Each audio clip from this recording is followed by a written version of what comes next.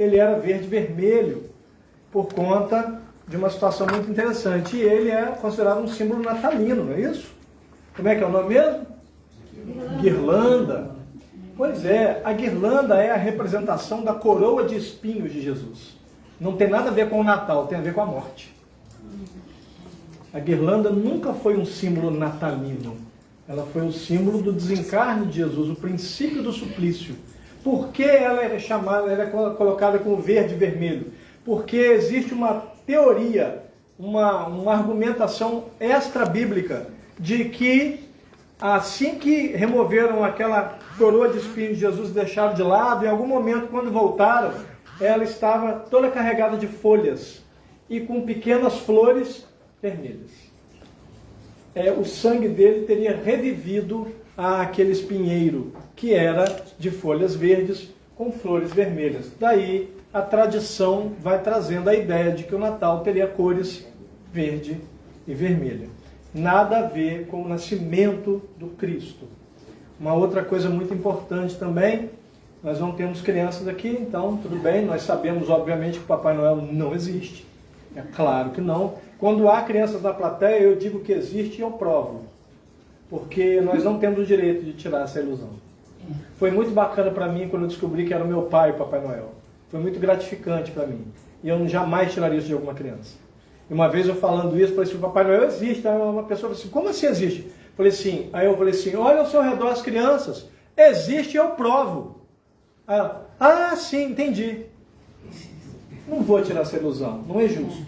Não concordo. Quem quer fazer, faça.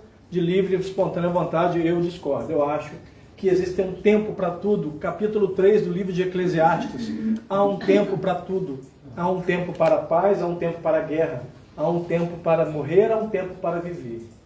Então há um tempo para tudo sobre aquilo que está acima da terra e que está abaixo do céu. Tem um tempo. Deixa a criança curtir essa fase. É muito bacana. É muito legal. Ela ficar achando que vai conseguir ver o Papai Noel e quando acorda, vê que o presente está lá e embaixo do que mesmo? Que árvore? Um pinheiro. Vejam bem, pinheiro é uma planta de lugares frios. Nada tem a ver com a região de onde Jesus veio. Lá é uma região desértica. Poderia até ser uma árvore que simbolizasse de alguma maneira, mas teria que ser uma árvore muito específica. Qual? Oliveira. Porque o azeite era comum naquela região e ele esteve em algum momento no Monte das Oliveiras. Mas o problema é que a árvore de Natal nada tem a ver também com o Natal em si, porque lembrando que no ano 70 houve a diáspora e o povo hebreu foi expulso da região de Israel e eles só regressaram em 1948, depois da Segunda Guerra Mundial, através de um acordo da ONU. Então eles passaram praticamente 19 séculos fora da sua região e em sua maioria no norte da Europa, onde naturalmente é muito frio. E lá eles perceberam na comunicação, no contato com os povos daquela região, que sim, tinham pessoas que plantavam pinheiros. E em alguns momentos, na época de um frio muito intenso, eles tinham por hábito proteger essas mudas de pinheiro do frio muito intenso. E colocavam dentro de galpões, algumas dentro de casa. E as crianças pegavam papéis coloridos e rasgavam e jogavam em cima dessa árvore, uma forma de brincar, porque elas não tinham o que fazer. Nevasca lá fora, um frio intenso, para fazer o quê? Ficavam enfiadas dentro de casa. Hoje ficam no telefone, no celular. Naquela época faziam, se divertiam, brincavam de várias coisas. E então enfeitavam o pinheiro. Traz então a tradição de que aquela época, que quando aqui é um verão estridente, lá é um frio de arrebentar. E então cunhou-se a ideia de que a árvore podia ser um símbolo também de Natal. Nada tendo a ver com o Natal, até porque ela precisa ser, segundo a tradição, ser montada na ação de graças. Isso é um argumento americano. Quem tem realmente o feriado de ação de graças são os estadunidenses, os americanos dos Estados Unidos. E ela tem que ser desmontada até o dia 6 de janeiro, que seria o dia de Reis, né? E interessantemente, quais reis? Reis Magos. Reis Magos? Quantos eles eram? 4 reis. Prestem atenção nessa frase. 3 reis magos. 3 palavras, 3 mentiras. O texto sagrado diz que Jesus foi visitado por uns magos. É só o que está escrito lá. A palavra magog no hebraico antigo quer dizer sábio. Indivíduo detentor de sabedoria e não de magia. E não diz na Bíblia que eram 3 e nem que eram reis. Segundo nós podemos afirmar, esses indivíduos claramente eram persas. E eles eram sábios persas. Da onde podemos afirmar isso? Vamos voltar no tempo, a aproximadamente 500 anos antes de Cristo. Peço a vocês que viajem no tempo comigo. Retomem as pegadas da estrada. Recoloquem o pó dos ombros que outrora passaram por nós. E nós estamos agora diante de Zaratustra, ou Zoroastro, um profeta persa, quando ele está cunhando os primeiros argumentos, as primeiras ideias daquilo que mais tarde vai ser conhecido como zoroastrismo. Ele entendia que existia o Deus bendito da luz, aquele a quem ele chamava Ahazul Mazdra, mas existia também um opositor gigantesco, um espírito maléfico, a quem ele chamava de o espírito mau, Ahriman, em persa antigo. E então ali ele está dizendo que Ahazul Mazdra, o Deus bendito da luz, haveria de mandar um emissário que iluminaria o povo, iluminaria todas as pessoas. Mas, interessantemente, ele disse a eles, a esses seus seguidores, não será entre nós. Ele não virá entre nós. Então, cabe a vocês vislumbrarem, vigiarem os céus à busca de sinais e passarem à frente até que um dia esse sinal seja demonstrado. Neste instante, procurem por ele, prostrem-se diante dele e, se for necessário, entreguem-lhes as tuas vidas, porque ele será digno de tudo isso. E então ali fundou-se a astronomia. Pela primeira vez na história, um povo começou a estudar os astros, começou a estudar as estrelas, dividiram os céus através de mapa, pela primeira vez na história da humanidade, da Terra, obviamente, porque nós sabemos de outros planetas mais avançados, mas pela primeira vez na Terra é feito um mapa dos céus. E eles começaram realmente a estudar o movimento e aquilo que mais tarde vai se chamar astronomia, a lei das estrelas. E entendemos hoje que astro não é somente estrela, mas a palavra astros no grego é estrela. E então eles passaram a estudar os pontos brilhantes, as estrelas, e mapear, identificar cada área. E eles dividiram o mapa em 12 partes. A cada parte simbolizaram com o nome de um animal. E interessantemente, que o animal que coube ao povo de Israel no mapa seria aquilo que mais tarde ia se chamar cordeiro. E então, eles, vigiando sempre, aprenderam inclusive que existia um eclipse, que não era um mau agouro, mas era um movimento das estrelas, era um movimento desses astros, e que ocorreria a cada tempo. Eles começaram, inclusive, a prever essas possibilidades. Mas ainda assim, o imperador persa acreditava que era mau agouro e pedia para que eles o avisassem. E ele avisava, eles o avisavam, e então ele colocava alguém no trono para passar por esse período de mau agouro. Depois ele matava essa pessoa para assumir o trono de novo. E então eles começaram a estudar cada vez mais, identificando uma série de coisas. E interessantemente, em algum momento, passando de um grupo para outro, de sábios para outros, um determinado dia, um grupo de sábios, vislumbrando os céus, viram uma nova estrela. E ali eles entenderam, é o sinal de quem o nosso profeta havia falado. E então, recorreram ao seu mapa e descobriram que aquele brilho estava numa área do céu que era responsável exatamente pelo povo de Israel. E então eles entenderam, veio o enviado de Ahazul Mazdra. E então temos que cumprir o que foi a ordem do profeta. Vamos buscá-lo, vamos procurá-lo.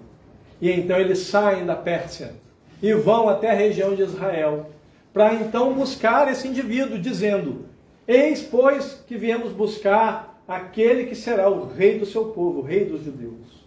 porque entendia-se que um emissário desse, naturalmente, seria um rei no planeta. E então, aquela criatura infeliz determinou que eles, então, mostrassem para ele, mostra a ele que eu também quero ir até ele, também quero me ajoelhar diante dele. E ora, nós sabemos que é mentira.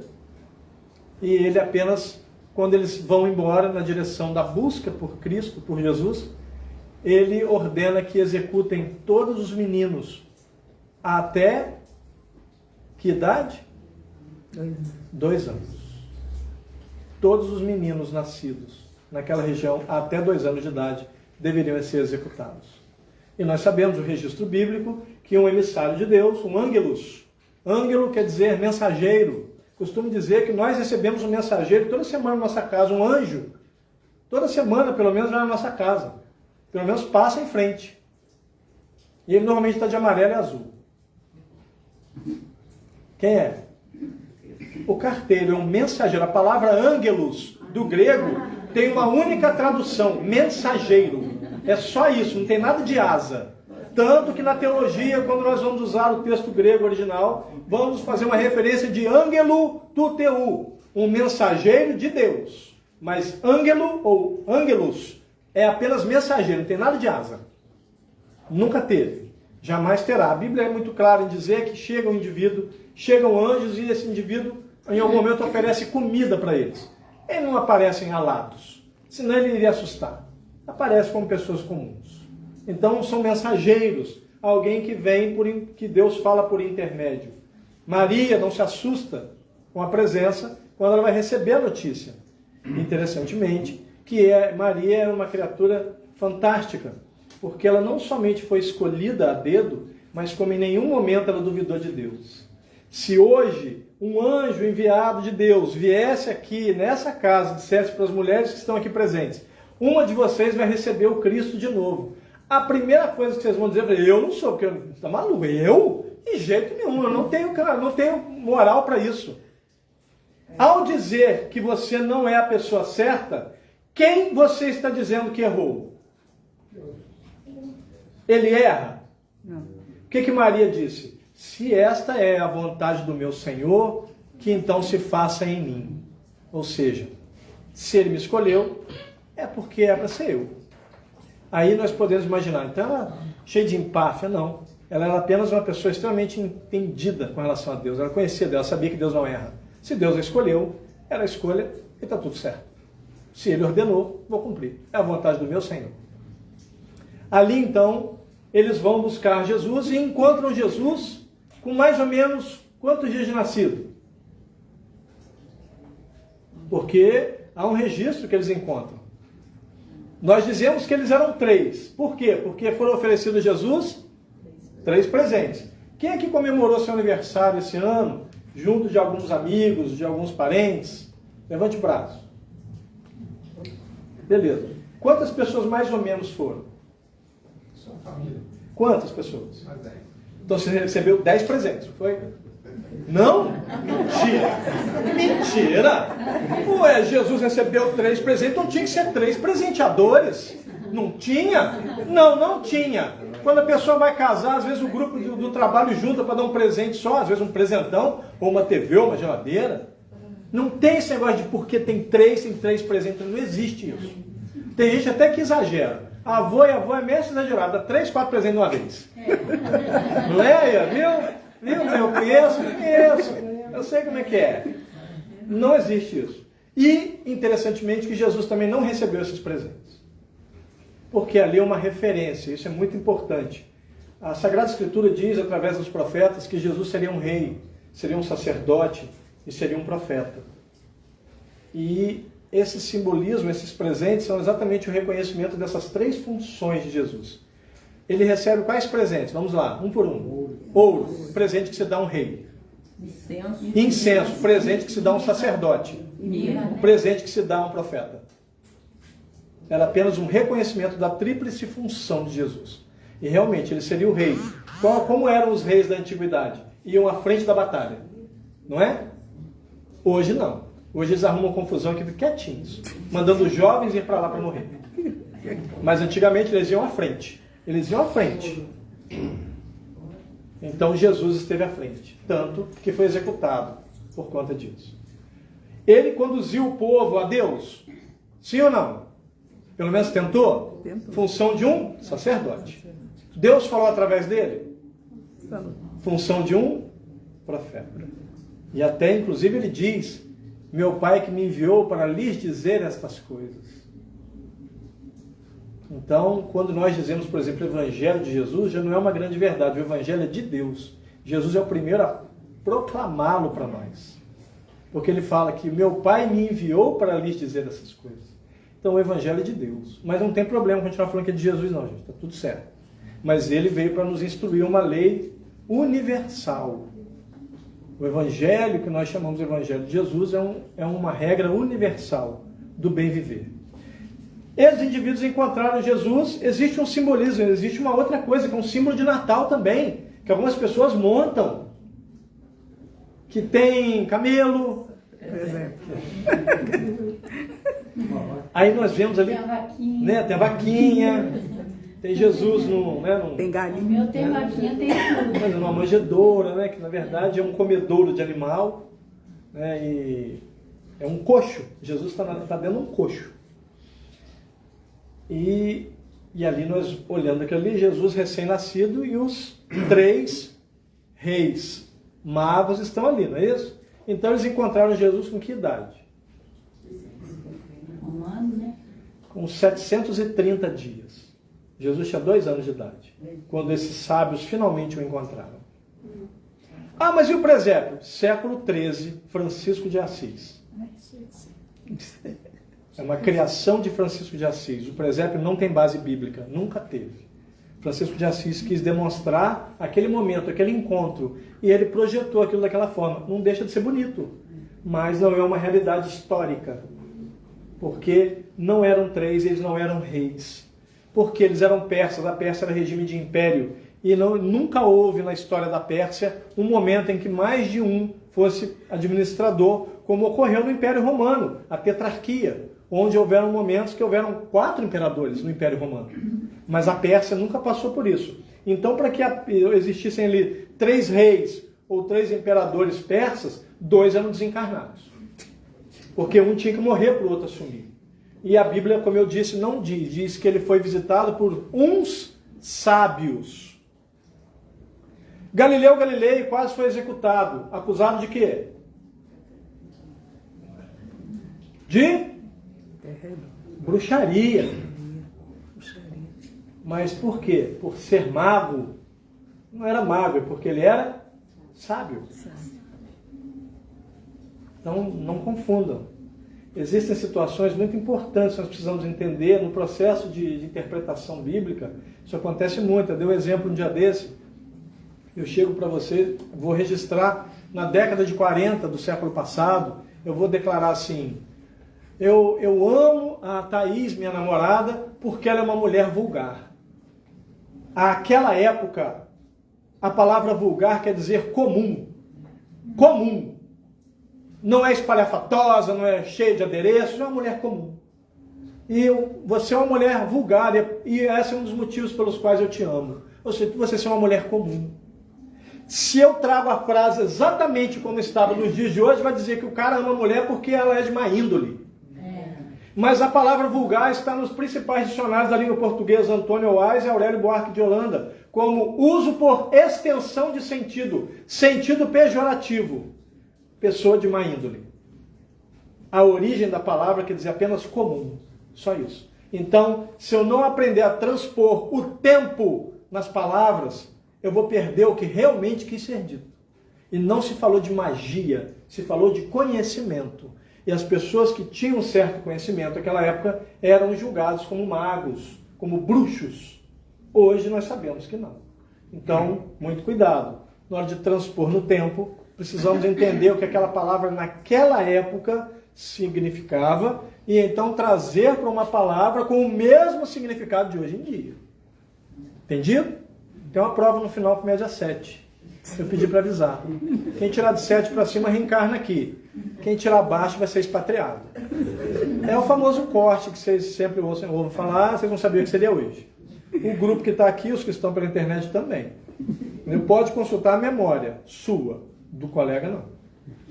Sendo assim, esses indivíduos realmente foram até Jesus, sábios persas, buscadores das leis dos astros, das estrelas. E ali então, interessantemente, que a estrela que foi nova, criada, ela aponta, adivinha em qual direção?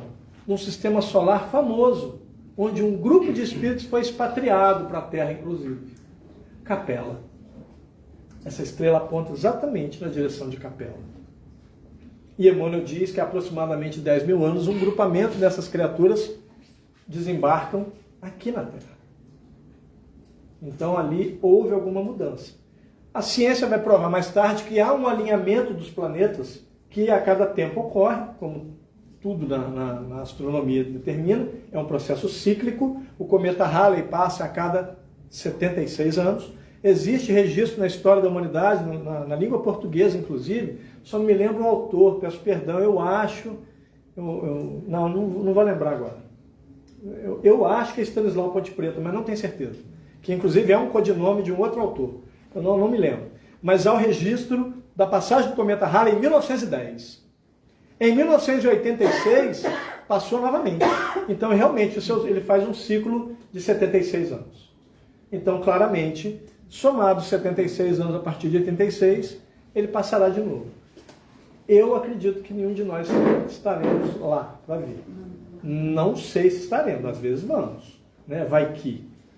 Né? Mas eu acredito que não. Eu acho que não, porque eu tinha 16 em 86, acho pouco provável, mas é possível. Então, se são cíclicos, eles identificam que podem haver alinhamentos. E um dos alinhamentos que ocorre a cada tempo gera um brilho muito intenso no dia do alinhamento máximo.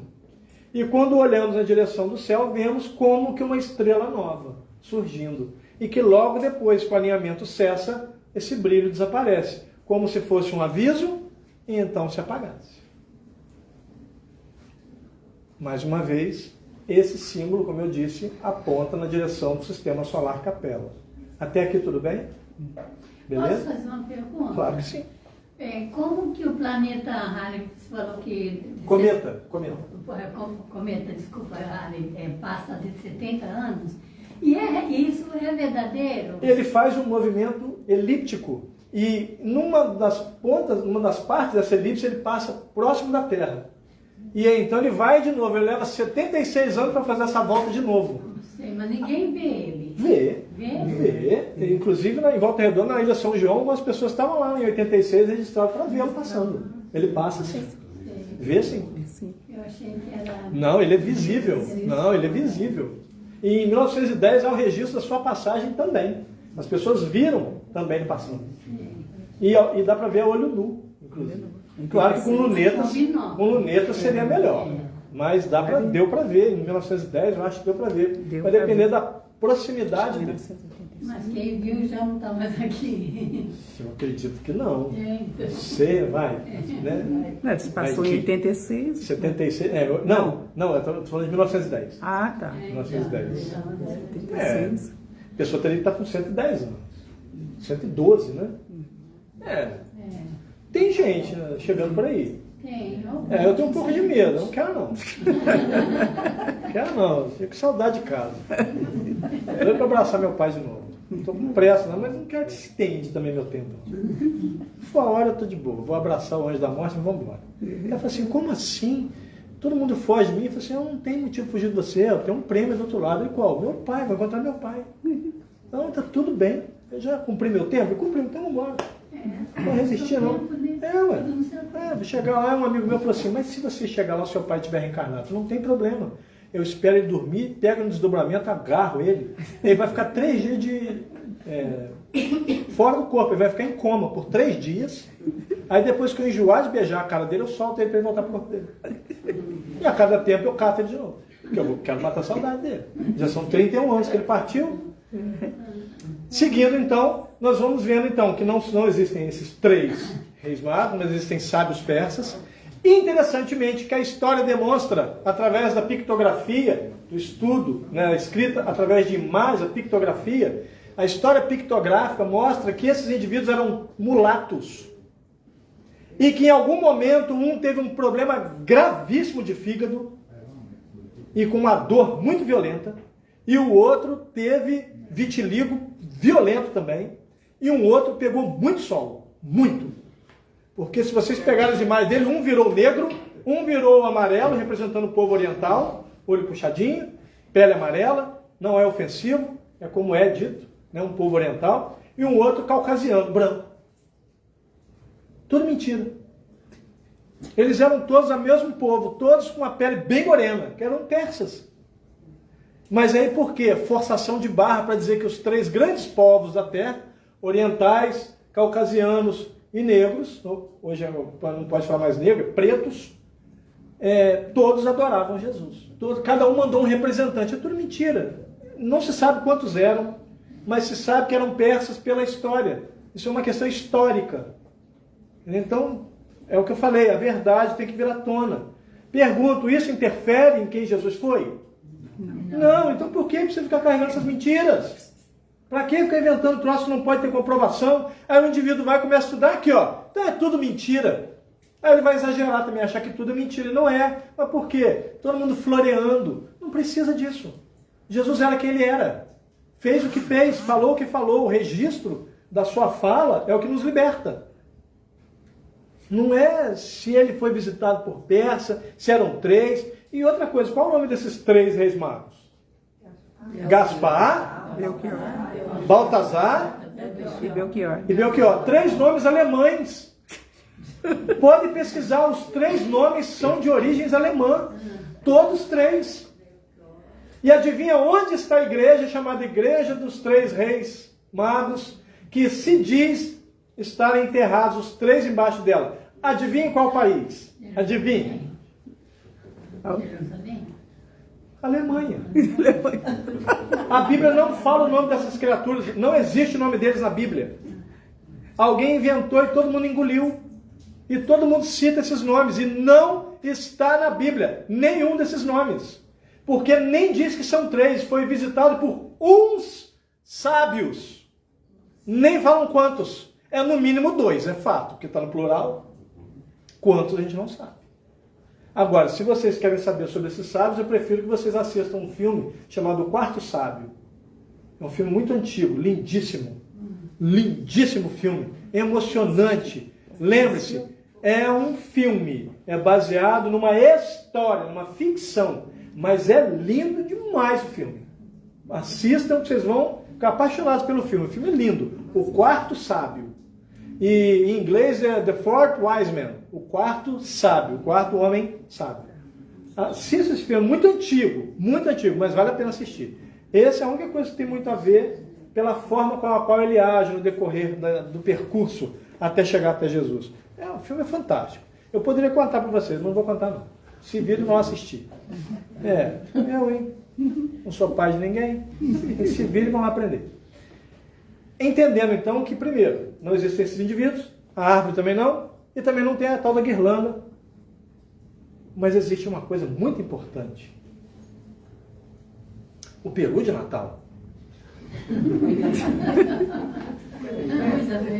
Que não é uma ave nem daquela região, nem da nossa. E isso é dos Estados Unidos, que foi uma ave muito usada lá para o dia de ação de graças. E por sobrar, ser muito próximo do Natal, eles tinham a criação dos animais e usavam também como alimento no Natal. E aí nós ficamos desesperados quando não vai ter os perus de Natal. Então não vai ter Natal. E caro. É impressionante como as pessoas se perdem. E uma outra coisa que a gente faz no Natal, isso também é importante, é muita comida e muita bebida. Tem que ter, né? Muita fartura. Da onde que tirou isso?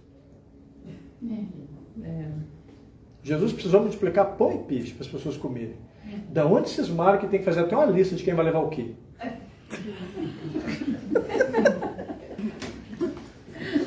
E uma comidaiada que sobra, chega a estragar. A pessoa insiste em fazer maionese, uma quantidade absurda. E para nós é verão. Vai estragar e alguém não vai conseguir sair do trono. Aí vira rei. Aí vira rei. A palavra Natal tem a ver com natalidade, ou seja, nascimento. Essa ceia é uma representação do quê? Qual foi o momento que Jesus teve uma ceia famosa? A última ceia. Hã?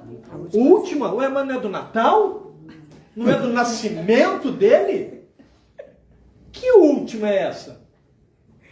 Pois é, a ceia de Natal é a representação da Santa Ceia, a última ceia de Jesus com os seus apóstolos.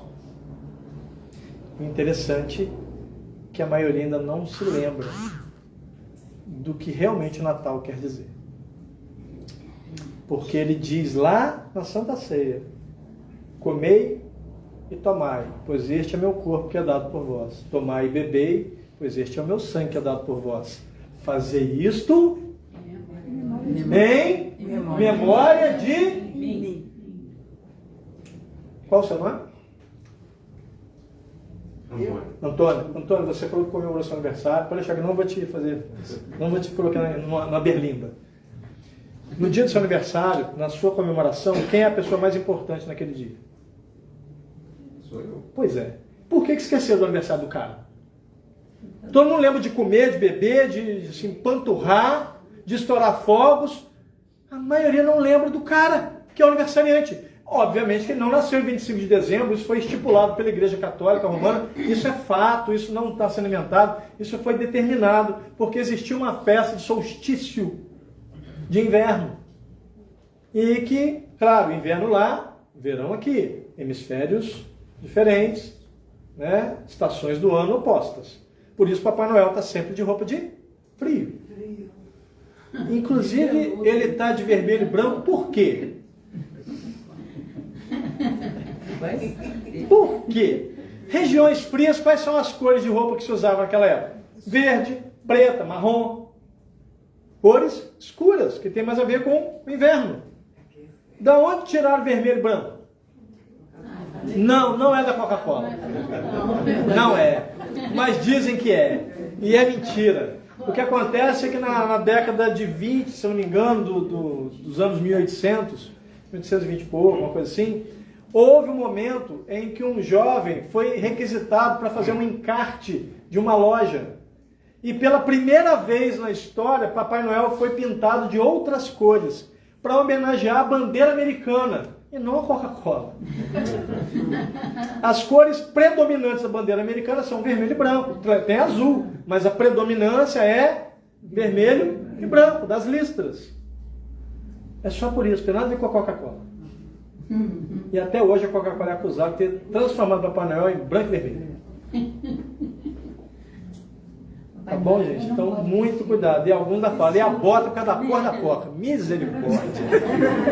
Nossa, é muita viagem. Eu não sei se a pessoa usou LSD. Ela usou uma droga muito pesada. Ela deu uma viagem dessa. Não, isso é tudo ilusão. Nada a ver com a Coca-Cola. O Papai Noel, claro, é uma representação de um mito, mas um mito baseado no indivíduo que ajudava realmente. Porque há uma história de, se eu não me engano, não vou lembrar agora a cidade. São Nicolau. Não, São Nicolau é um dos nomes, né? Santa Claus virou, mas eu não me lembro a região dele. Né? Depois vou lembrar. Eles falam da Lapônia, mas não é Lapônia. Que tinha um bispo da igreja, que ele é um velhinho, e ele descobriu que numa casa existiam 3 meninas que tinham perdido os pais, e elas iriam ter que se prostituir para viver, porque elas não tinham dote para pagar para casar. Porque antigamente tinha isso, né? Alguns aqui lembram disso. Não que vocês tenham pago dote. Lembram disso, ter estudado sobre isso. Então daqui a pouco fala assim, o que você acha que está falando? Não estou falando isso. Mas antigamente tinha isso, tinha que dar o dote para se casar. E o que ele fez? Ele juntou tudo que ele pôde, separou em 3 saquinhos de juta e jogou dentro da casa delas. Um para cada uma, para elas terem o dote para casarem direitinho. E as pessoas viram ele fazer, ele passou a fazer isso com famílias pobres também. Saquinhos de juta, com algumas moedas, e perto do Natal ele colocava para eles terem que comprar o que comer, pelo menos naquele momento. Criou-se então daí o mito de Santa Claus, o mito do Papai Noel. Bom, gente, mas esse pelo menos tem uma boa base, uma boa referência. Agora nós precisamos já que nós derrubamos o Natal dos outros, tem algumas pessoas com raiva de mim, tá tudo bem. Estou de boa com isso. Eu precisava remover a mentira. E agora preciso trazer a verdade. Jesus não nasceu no dia 25 de dezembro, isso é fato, né? Não é compatível com aquela região, não é compatível com o clima que é registrado.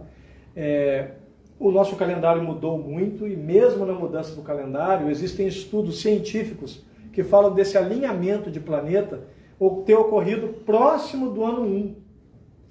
Só que não foi no ano 1, foi no ano 6, antes da nossa contagem de tempo. Então Jesus, na verdade, não nasceu no ano 1, Jesus nasceu no ano 6, antes do nosso ano 1. Aí eu brinco nessa hora e digo assim, Jesus era tão especial que nasceu antes dele. Então Jesus Porque depois de Cristo ele nasceu antes de Cristo. Então Jesus não morreu com 33 anos. Morreu com 33 anos, mas não no ano 33. Porque aí se ele nasceu no ano 6... Ele morreu provavelmente no ano 27. Mas ele morreu com 33. A idade é a mesma, só a data que não é compatível. Historicamente, nós na teologia sempre soubemos que seria entre 4 e 8 antes da data. Nós sempre soubemos. Então, quando esse cientista britânico criou um software que ele pôde criar esse alinhamento de planetas, e ele verificou, fez uma pesquisa e identificou a cada ciclo que ocorria e mandou que o software calculasse quando isso teria ocorrido próximo ao ano 1. E a época mais próxima foi no ano 6, antes da nossa contagem de tempo. Então Jesus teria nascido no ano 6, antes do ano 1. Se fosse assim, então quando as pessoas estavam muito preocupadas com 2012, seu fim do mundo, eu falei, eu estou de boa, já não estamos em 2018, naquela época. Este argumento não vai interferir em Jesus, mas precisa ser corrigido por causa da questão histórica. O governante que é registrado, quando esses sábios persas vão procurá-lo, ele viveu nesse período entre 4 e 8 a.C. Então, se eles encontraram com ele, então não foi no ano 1. Isso é fato. Jesus também não teria nascido no mês de dezembro, e nem mesmo no dia 25, mas próximo do dia 25, dia 23, 24 e 25 de dezembro, há um solstício. Existia uma festividade pagã naquela época, que eles adoravam os deuses e tinham um tipo de carnaval de rua, mas assim, extremo, sem as fantasias. Pessoas nuas, coisas absurdas. Era uma festa da carne mesmo, como a palavra carnavalé, né? Carnivale diz. Então, para que isso quebrasse, a igreja falou assim, vamos definir, porque nós não temos uma data para comemorar o nascimento de Jesus. Então, vamos colocar no dia 25, que seria o ápice dessa festa. E então, aquele que fosse cristão não ia participar dessa festa. E assim funcionou. Alguém que sabia dessa festa? Então, funcionou. Foi apagada da história essa festa. Entre os romanos era a festa da deusa Mirtes, entre os gregos eu não me lembro se era Apolo, alguma coisa assim. Mas essa festa foi apagada porque definiram, isso é fato, tá, gente? Não estou inventando. A igreja definiu uma data. Em nenhum momento a igreja diz que Jesus nasceu 25 de dezembro. Nunca foi dito. A igreja católica, ela determina que definiu-se uma data para se comemorar. É isso. Tá bom? Então não é que nós estamos dizendo que a igreja mentiu, não. Nesse aspecto, não. Vamos definir uma data. E então colocaram isso para quebrar uma outra festa. Eu achei justo. Pelo menos é como uma coisa boa. Mas, segundo esse cientista britânico, Jesus teria nascido no mês de abril. Alguém aqui nasceu em abril? Levante a mão. Eita! Só uma vez até hoje, fazendo essa palestra, eu encontrei uma pessoa que fazia aniversário no dia que o cálculo científico determina. Não quer dizer que é exatamente isso, mas é o mais próximo da realidade. Dia 17 de abril, do ano 6, antes do ano 1.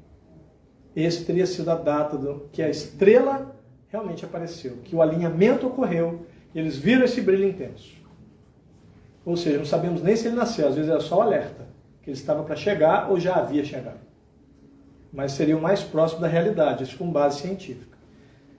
Mas não tem problema, podem continuar comemorando de 24 a 25, podem continuar com a ceia, pode continuar com tudo, mas fazer isto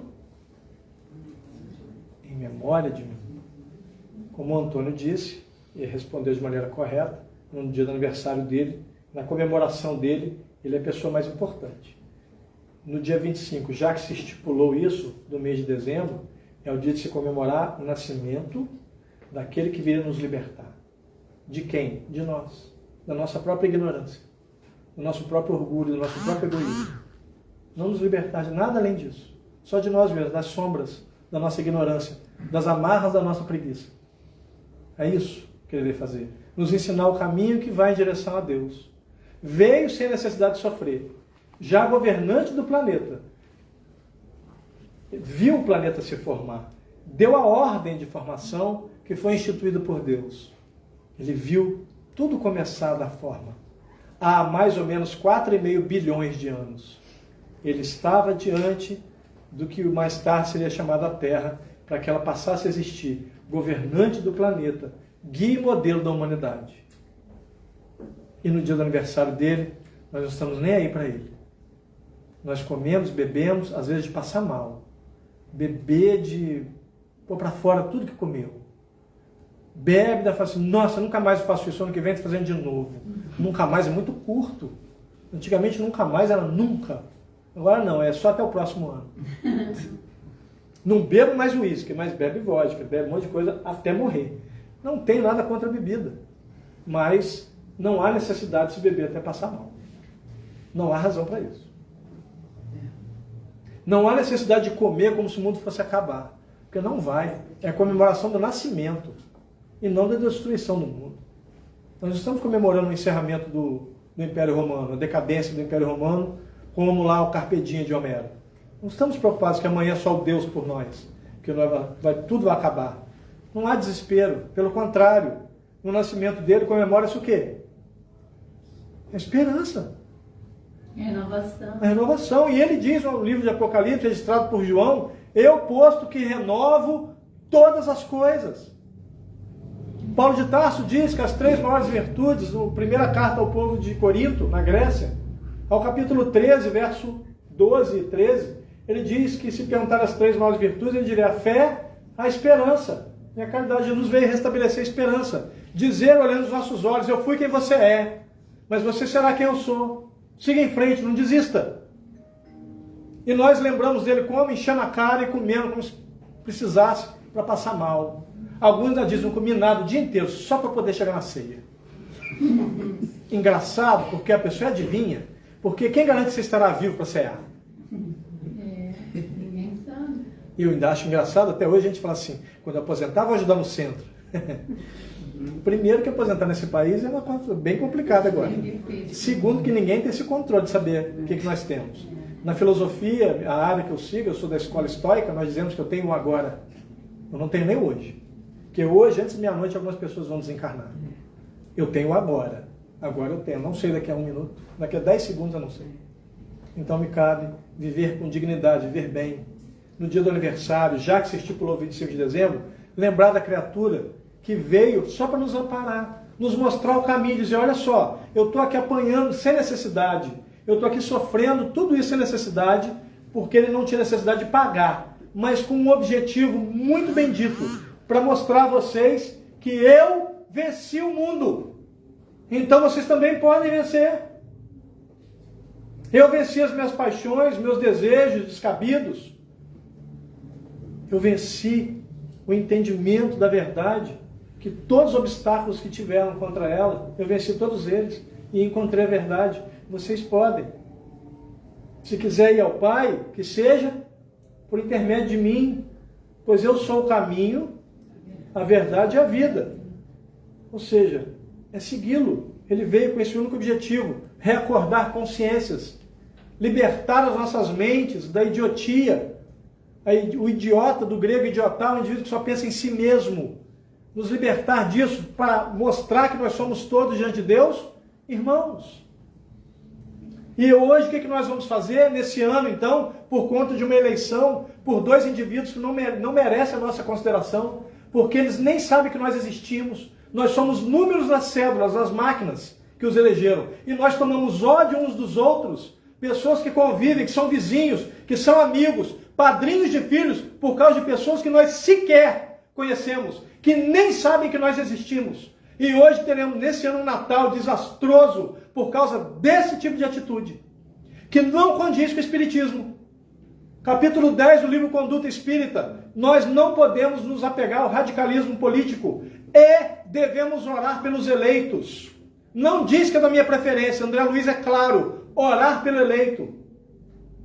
Eu não tenho que brigar com ninguém porque votou em fulano Beltrano, cada um votou em quem ele achou que valia a pena, em quem ele entende que pode confiar, está tudo bem. Agora, por que eu vou arrumar briga com pessoas que me querem bem, que viveram comigo, que oraram por mim, que colocaram meu nome em reunião mediúnica, que levantaram de madrugada para colocar o joelho no chão e orar por mim, por algo que eu precisava? Aí essa pessoa já não presta, por causa de dois indivíduos que nem sabem nem o meu nome, muito menos quem eu sou. E aí fica todo mundo lá fazendo piada. Como é que vai ser esse Natal, hein, depois dessa eleição? Vai ser um Natal muito triste. E é exatamente o oposto do que Jesus queria. Vai ser mesmo. Tem muitas famílias se desfazendo por causa de político. Pois é. E eles não estão nem aí. Na minha família também está acontecendo isso. Ué, não, de todo mundo. E eles não estão nem aí. Nenhum deles falou assim, gente, vamos resolver isso. Né? Eu vou pegar na mão dele, a gente vai... Nós somos opostos na política, mas não vamos mais ser inimigos. Por favor, nenhum deles estão nem aí. Então mesmo. Ninguém. E nós estamos desfazendo relações que vão ser penalizadas na próxima encarnação por causa de pessoas que não merecem que nós façamos isso por eles. Infelizmente. Mas isto é algo que só vamos mudar quando nós aprendemos. Quando é que eu paro de errar? Quando eu sou obrigado a pagar pelos meus erros. Aí eu começo a entender. Quando dói em mim, eu entendo que aquilo que estou fazendo é errado. O que aquela mulher é levada até Jesus para ser apedrejada? O que ele diz ao final para ela? Vá. Não quero mais. Ou seja, aprenda com o teu erro e siga, mulher. É isso. É aprender e seguir. Ah, fulano votou em Beltrano. Ah, beleza, daí? Tudo bem.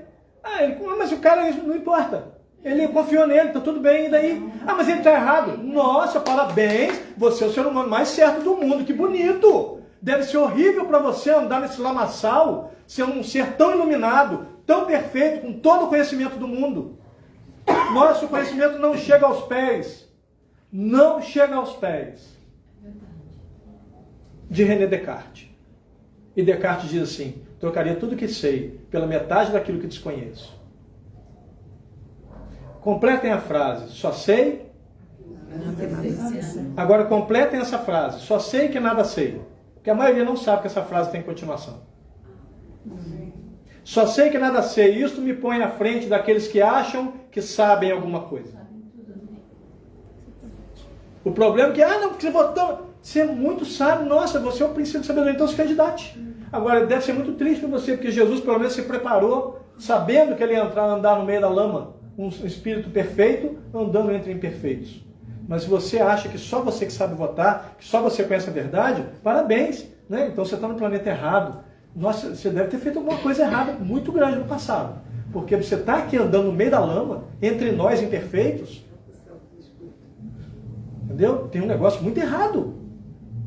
Votou errado, votou, e daí? Quem não erra?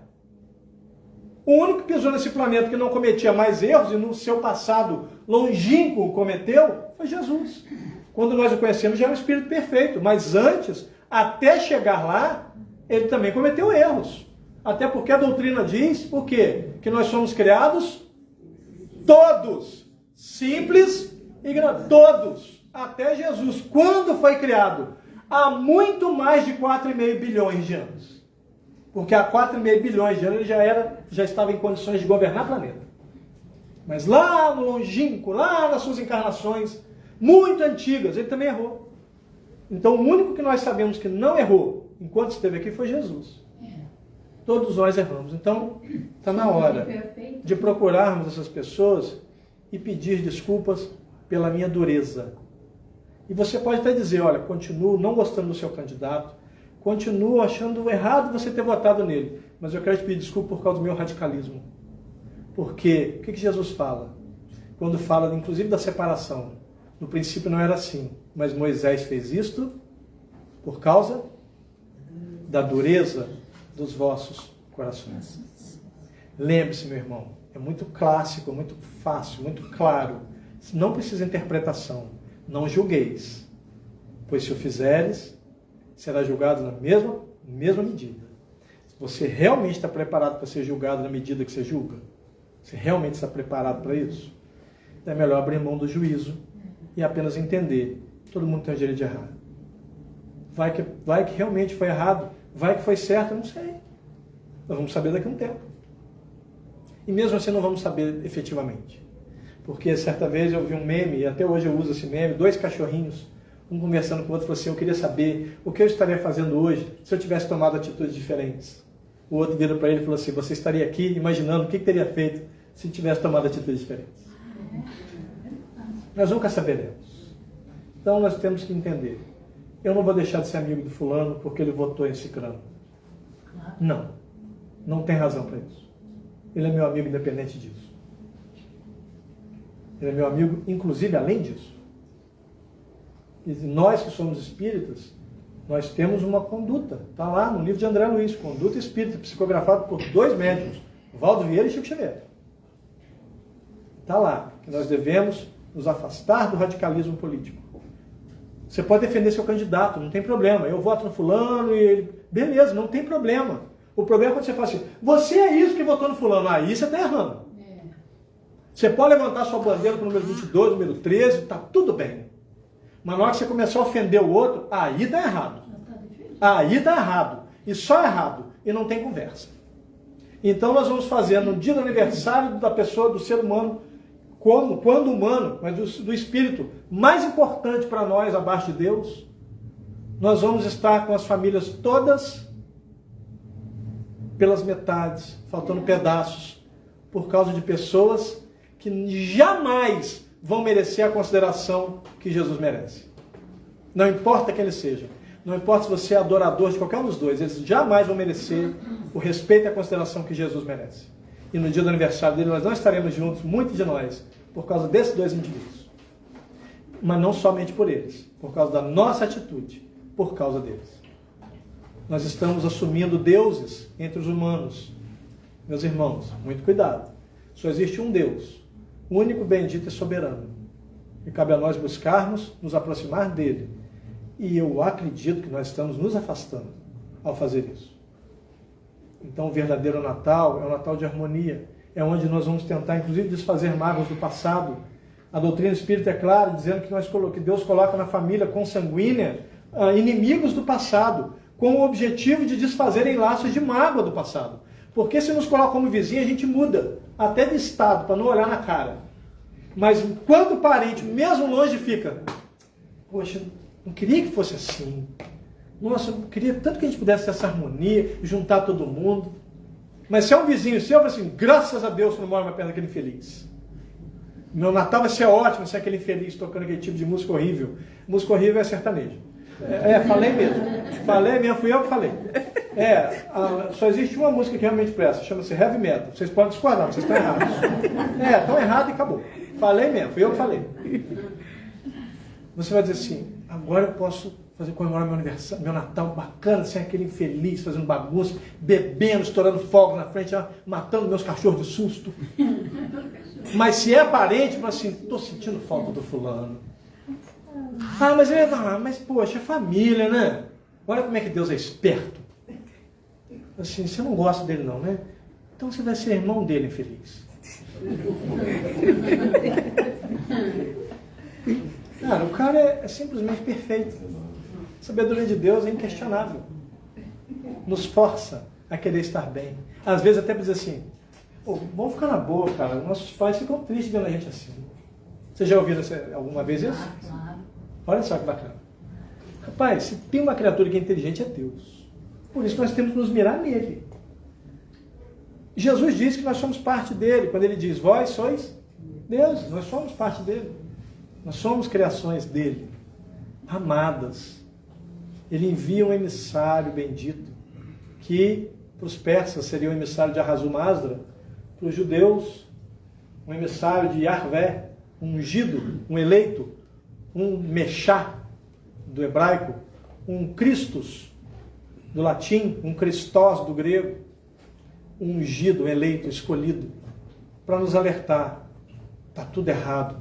Vamos corrigir? É assim que faz. Me sigam. Conhecereis os meus por muito? Não sei se está acontecendo isso não. Porque alguns que têm dito serem dele não estão demonstrando esse amor. Eu encerro agradecendo a todos pelos ouvidos caridosos, a casa através dos que me convidam. Desejo a vocês a bênção do profeta Isaías, que o Senhor dobre todas as bênçãos de suas vidas. Agradeço acima de tudo a Jesus, porque Jesus já me salvou, eu sou salvo. Jesus me salvou das trevas da ignorância e das amarras da preguiça. Ordenou que eu estudasse e falasse sobre Ele. Eu afirmo sem nenhum medo que, por enquanto, essa é a única coisa que eu já sei fazer por amor na minha vida. É falar do meu Senhor e Salvador. Mas Ele me disse certa vez ao pé do ouvido: não vou limpar nenhum dos teus crimes, mas eu estarei com você até o fim, até que você pague pelo último deles. E é por isso que eu glorifico a Deus, porque na plenitude da vitória onde Jesus se encontra, Ele não se esquece de alguém como eu, que por enquanto não passo de um trapo da imundície. Entenda, meus irmãos, o Natal verdadeiro é olhar na direção de Jesus e entender o que Ele espera de mim e como eu posso atingir esse objetivo. Eu quero encerrar definitivamente com uma frase do Buda, que eu acho maravilhosa essa frase, e ela vai ser tatuada nesse braço. Como eu já tenho uma aqui, essa vai ser tatuada aqui, essa frase do Buda, porque ela é inquestionável. Para ser o que nós temos que ser, nós vamos ter que fazer mudanças. Nós vamos recorrer, por exemplo, ao livro Origem das Espécies. Charles Darwin diz que os vencedores são os que melhor se adaptam, que aceitam mudar. O Buda diz, não é a mudança que dói, é a resistência a ela. Nós temos que mudar, mas só dói porque nós resistimos. Apenas mude. Nesse próximo Natal, comemore. Faça uma prece, fale sobre Ele. O que Ele espera de nós. E tudo bem, vá comer, vá beber, mas sem excessos, não precisa disso. Mas exceda-se na alegria, isso deve. Sempre. Sempre deve. Havia um palhaço nos anos 90, o Bozo, que ele dizia, sempre ri, para viver é melhor sempre rir. Então vamos rir, vamos comemorar. Nós comemoramos o nascimento. Não tem que ficar triste, tem que ficar alegre. Não posso encerrar, estou tentando encerrar, mas não consigo. Porque tem um texto que eu preciso falar para vocês, eu sempre me emociono, vou segurar a onda para não me emocionar. Mas havia um homem, um sábio, chamado Simeão. E ele constantemente orava, pedindo a Deus, meu Senhor, só permita que eu parta quando depois de eu ver a salvação do mundo. E ele sempre pedindo nessas orações, meu Senhor, só permita que o teu servo parta após ver a salvação do mundo. E numa certa noite, um emissário de Deus, um anjo, se aproximou dele e disse, Simeão, ele olhou assustado e falou assim, o Senhor me envia para lhe dizer que a tua prece foi atendida, só partirás daqui após ver a salvação desse mundo. E aí ele ficou numa alegria, porque ele falou, não importa que dia eu vou morrer, não interessa. Eu sei que só vou morrer depois de ver a salvação, então tudo bem. Aí um belo dia ele está na sinagoga, na porta da sinagoga, recebendo as pessoas, conversando com as pessoas. De repente ele vê uma jumentinha se aproximando, um homem carregando ela pelo cabresto, sentado sobre ela uma mulher linda, com uma criança no colo. E de repente ele se sentiu movido. E ele se aproximou e disse para eles, eu posso? E a mãe olhou para ele com todo carinho, sabendo que Maria conseguia ler o coração das pessoas, ela simplesmente entregou a criança nos braços dele. Ele olhou, as lágrimas caíram. E ele disse, eu conheço essa criança. Então eles olharam assustados, como assim conhece? Então ele olhou para o alto e disse, meu Senhor, despede-te do teu servo, porque os meus olhos acabam de ver a salvação do mundo. Que Jesus abençoe a todos. Tenham um excelente fim de ano, um Natal maravilhoso e um próximo ano cheio de verdade, de esperanças, de um porvir muito melhor. Muito obrigado a todos pelo carinho. Não é do uso não, mas me permita, tá?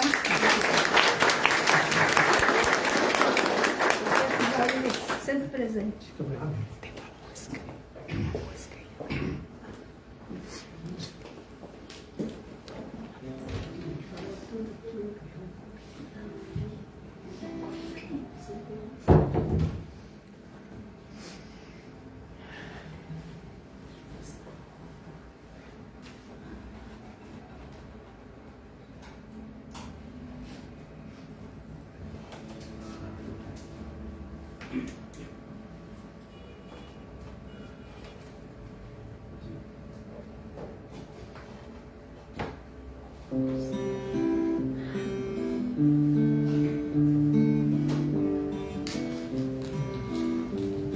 Um clima de sonho se espalha no ar, pessoas se olham com brilho no olhar. A gente já sente chegando o Natal, é tempo de amor, todo mundo é igual. Os velhos amigos irão se abraçar, os desconhecidos irão se falar. E quem for criança vai olhar pro céu, fazendo pedido pro velho Noel. Se a gente é capaz de espalhar alegria, se a gente é capaz de toda essa magia, eu tenho certeza que a gente podia fazer com que fosse Natal todo dia. Se a gente é capaz de espalhar alegria, se a gente é capaz de toda essa magia, eu tenho certeza que a gente podia fazer com que fosse Natal todo dia. Um jeito mais manso de ser e falar, mais calma, mais tempo pra gente se dar. Me diz por que só no Natal é assim, que bom se ele nunca tivesse mais fim. Que o Natal comece no seu coração, que seja pra todos sem ter distinção. Um gesto, um sorriso, um abraço, o que for, o melhor presente é sempre o amor. Se a gente é capaz de espalhar alegria, se a gente é capaz de toda essa magia, eu tenho certeza que a gente podia fazer com que fosse Natal todo dia. Se a gente é capaz de espalhar alegria, se a gente é capaz de toda essa magia, eu tenho certeza que a gente podia fazer com que fosse Natal todo dia. Natal todo dia, Natal, Natal todo dia.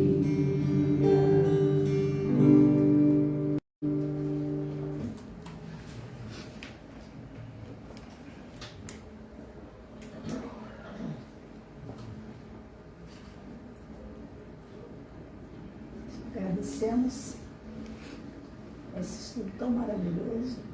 Agradecemos ao nosso irmão Carlos Santana, que trouxe para nós grandes reflexões. Nós possamos nos lembrar sempre desse mestre que se fez homem na terra apenas para nos trazer o significado do amor, da paz, da esperança, tudo que nós necessitamos, de amar o nosso próximo como gostaríamos de ser amados. Agradecemos a Jesus por essa bondade, por essa bênção que é derramada sobre todos nós. E assim, é só gratidão entre tudo que nós ouvimos, que nós aprendemos. Essa música agora, que fecha, né, nos ensinando. Poderemos viver o Natal todo dia. Mas enquanto espíritas, nós temos as oportunidades. Elas são tantas. Não é de tempos em tempos, é todo dia. É vivenciar, é amar. Basta que fiquemos 15 minutos na calçada, diante deste portão, onde se instalou a entrada do caminho da esperança. Uma casa de assistência espírita. Nos dias de hoje, dificilmente não passa uma pessoa necessitando de ajuda.